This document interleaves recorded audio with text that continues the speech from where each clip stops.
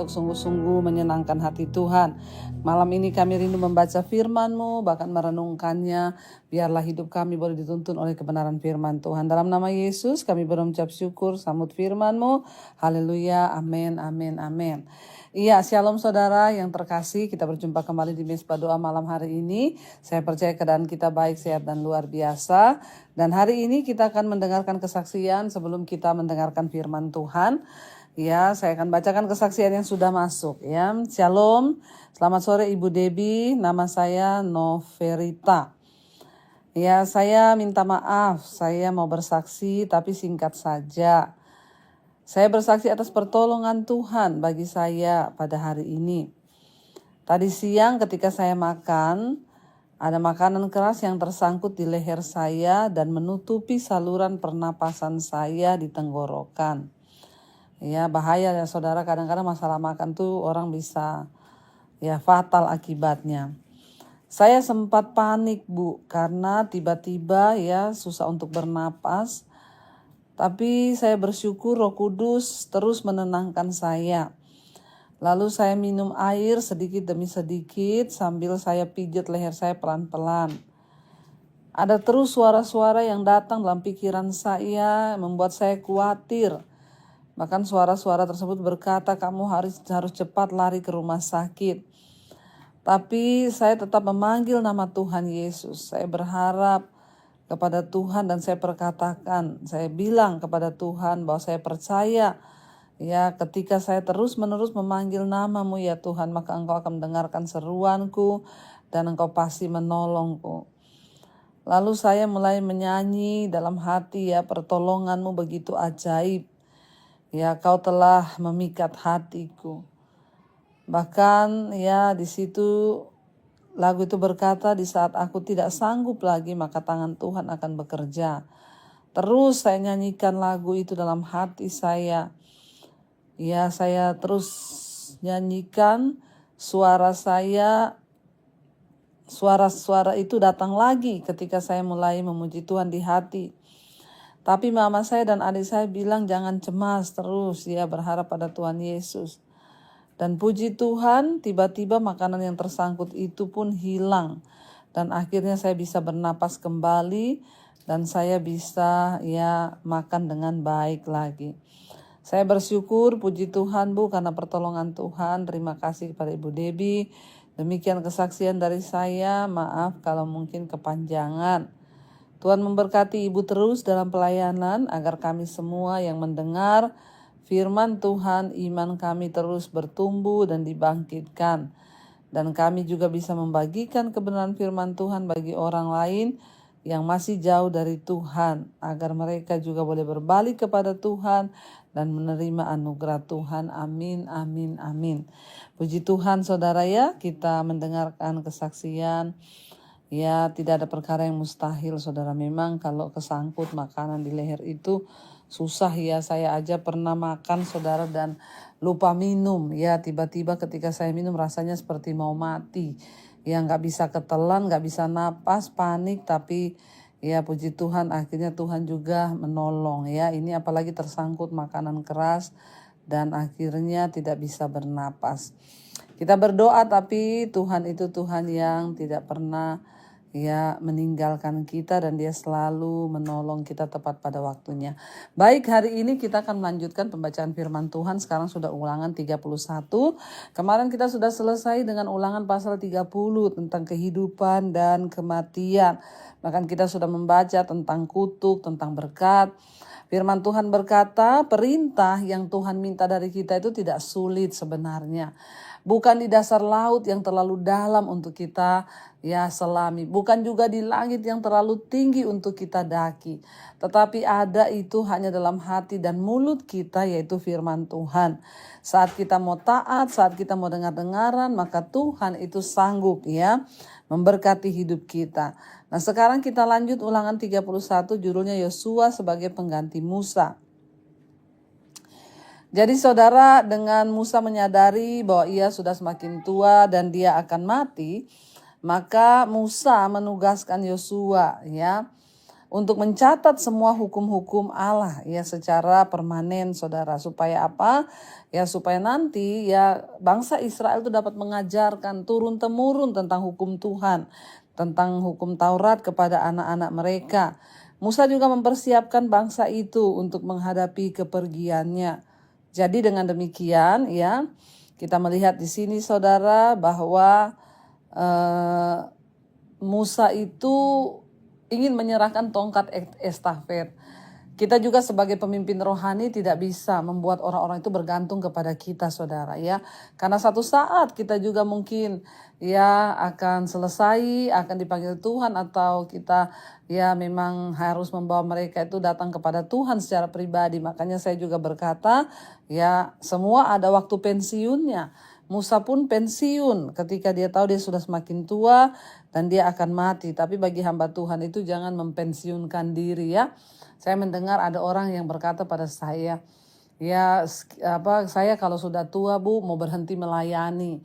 Umur 60 saya mau berhenti pelayanan. Lah ya berhenti pelayanan, ya tanya kepada saya, kalau Ibu Debbie, saya bilang ya saya selama Tuhan masih mau pakai, ya saya melayani. Ya melayani itu kan bukan hanya berkhotbah, kita berdoa, kita nginjilin orang, kita doain orang, itu juga pelayanan. Nah Musa menyadari bahwa dia akan segera mati. Ya makanya dia mempersiapkan penggantinya yaitu Yosua saudara. Kita baca Ulangan 31 ayat yang pertama, Yosua sebagai pengganti Musa. Kemudian pergilah Yosua lalu mengatakan segala perkataan ini kepada pada seluruh orang Israel. Ayat 2, berkatalah ia kepada mereka, aku sekarang berumur 120 tahun ya Musa. Jadi kemudian pergilah Musa ya dan kepada seluruh orang Israel dia berkata, aku sekarang berumur 120 tahun. Aku tidak dapat ya giat lagi, dan Tuhan telah berfirman kepadaku, sungai Yordan ini tidak akan kau seberangi. Tuhan Allahmu dialah yang akan menyeberang di depanmu, dialah yang akan memunahkan bangsa-bangsa itu dari hadapanmu sehingga engkau dapat memiliki negeri mereka. Yosua dialah yang akan menyeberang di depanmu seperti yang difirmankan Tuhan. Kalau kita lihat saudara, Musa ini orang yang sangat luar biasa. Dari awal ketika dia melakukan sebuah pelanggaran, dia memukul gunung batu itu lalu dia marah karena bangsa Israel. Ya pada waktu itu saudara dia tahu bahwa Tuhan sudah berkata dia tidak akan masuk ke tanah perjanjian. Ya mungkin kalau sebagian orang lain atau hamba Tuhan lain ketika dia dikatakan kamu lakukan tugas ini ya, tapi kamu tidak akan melihat hasil dari tugasmu. Saya yakin mungkin hamba Tuhan lain ya pasti akan dongkol, akan kecewa, akan marah. Ngapain saya bawa bangsa ini keluar, orang saya aja gak dimasukin ke tanah perjanjian. Dan Alkitab berkata Musa pernah meminta itu berkali-kali kepada Tuhan, izinkan aku masuk. Ini adalah sebuah proyek yang besar yang Tuhan persiapkan bagi bangsa itu. Tapi Musa dikatakan tidak akan melihat tanah itu.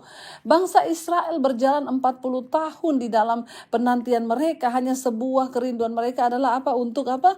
Melihat tanah yang dijanjikan Tuhan, yang berlimpah dengan susu dan madu, tanah yang penuh berkat Tuhan. Terus mereka itu semua dengan kerinduan menanti. Bayangkan saudara, Musa seorang yang diutus Tuhan untuk membawa bangsa itu masuk ke negeri impian yang ditunggu-tunggu. Tapi Tuhan bilang kamu gak akan masuk. Kita belajar dari satu kebesaran hati Musa di sini.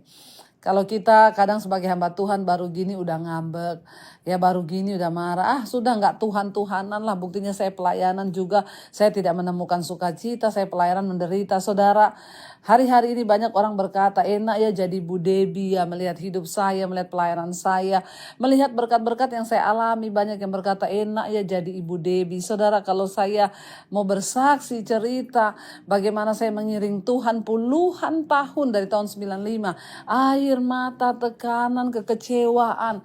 Tapi satu hal saya tanamkan di hati, mau saya dikecewain pendeta, mau dikecewain gembala, mau dikecewain orang Kristen, satu hal yang saya tanamkan di hati, saya tidak akan pernah kecewa kepada Tuhan. Saya tidak akan pernah berhenti melayani Tuhan. Ya itu loh yang harus kita tanamkan di hati. Musa sekalipun dia tahu Tuhan bilang kamu gak bakal masuk ke negeri itu. Tapi satu hal yang Musa tanamkan di hati, aku tidak akan pernah berhenti untuk melayani Tuhan. Sampai di penghujung hidupnya. Dia tahu dia akan segera mati. Dia mempersiapkan Yosua sebagai orang yang akan menggantikan dia menyeberangi sungai Yordan menduduki tanah Kanaan. Ayat 3 dikatakan, Tuhan Allahmu dialah yang akan menyeberang di depanmu. Dialah yang akan memunahkan bangsa-bangsa itu dari hadapanmu sehingga engkau dapat memiliki negeri mereka.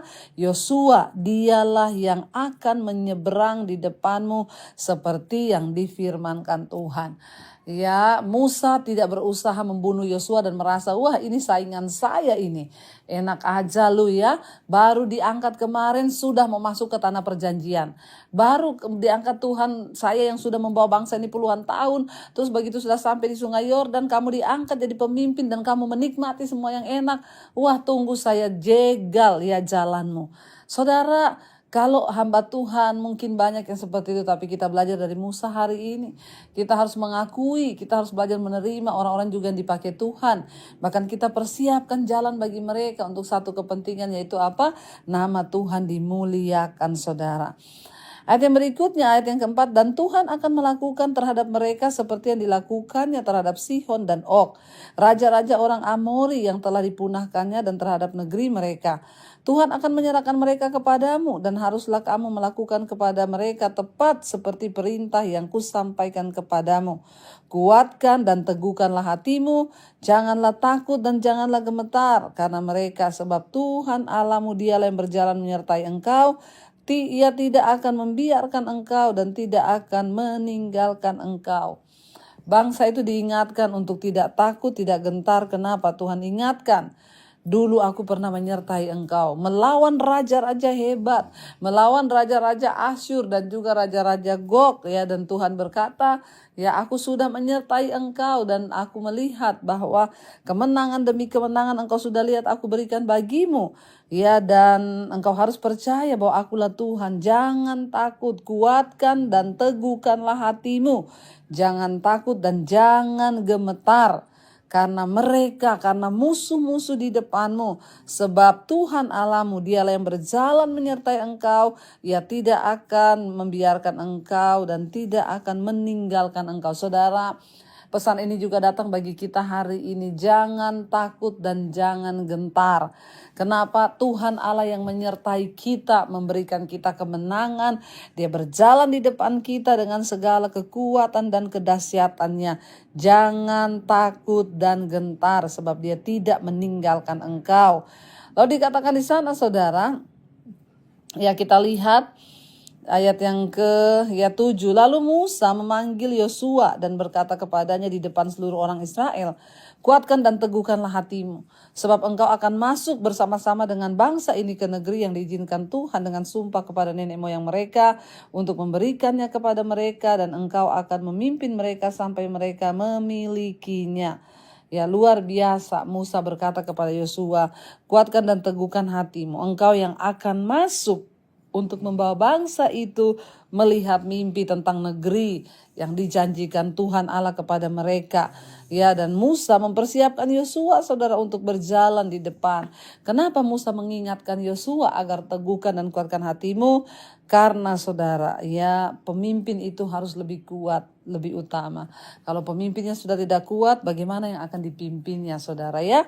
Lalu dikatakan di sana, ayat yang ke-8, sebab Tuhan dia sendiri yang akan berjalan di depanmu, dia sendiri yang akan berjalan di depanmu, dia sendiri yang akan menyertai engkau, dan dia akan membiarkan engkau dan tidak akan meninggalkan engkau. Janganlah takut dan janganlah patah hati.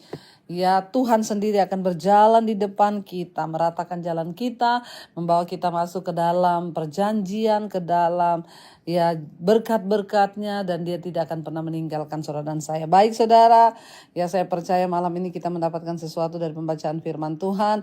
Biarlah hati kita tetap tertuju kepada Tuhan. Mari kita tundukkan kepala, kita berdoa. Terima kasih Bapa, kami bersyukur buat malam hari ini firman-Mu mengajarkan kepada kami untuk kami terus setia mencari Tuhan, berpegang pada firman, berpegang pada perintah-perintah-Mu. Tuhan berkati setiap anak-anak-Mu, jemaat Misbah yang terus mencari Tuhan setia, biarlah Engkau turut bekerja. Yang terikat dengan dosa-dosa, kenajisan, percabulan, homoseksual, lesbian, amarah, kepahitan, dendam, rokok, minuman keras, obat-obatan terlarang, judi, kami patahkan, hancurkan kuasanya dalam nama Yesus. Bebaskan setiap kami dari ikatan dosa dan selamatkan hidup kami.